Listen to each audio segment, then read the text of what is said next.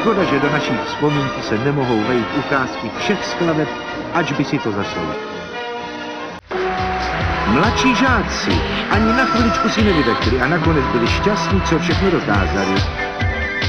Vystoupení učňovské mládeže, čím novým se zase blízknou. Letos to byla ladnost, tanec a tradičně vysoká náročnost.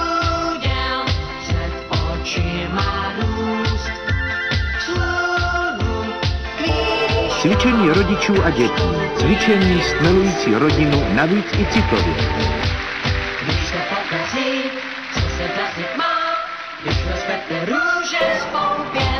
Velmi zvědaví jsme byli na Svazar. Co jen ti chlapci dokázali. S přetěžkým kovovým dvojpružníci pohrávali jako s pírkem.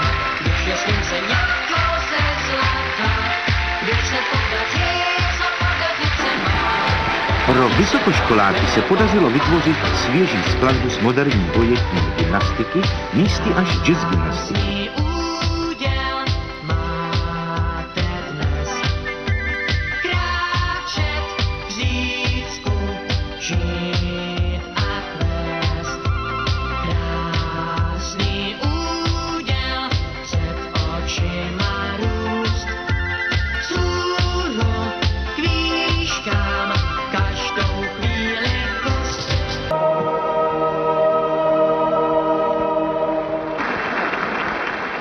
Vojáci, tradiční vyvrcholení každé spartakiády.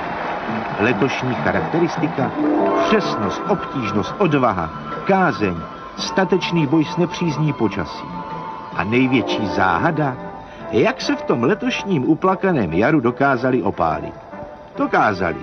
Spontánní oslavou míru, socialismu, životního optimismu, života vůbec, oslavou práce, tvrdé a dobrovolné práce milionů, protože spartakiáda to není jenom to strahovské nablízkané finále, to je poctivá několikalitá dřina.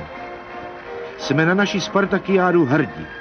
Jsme hrdí na to, že jsme občany této země. Vladimíre, tak to byla babiačka. Dětka, děkuji. Ano.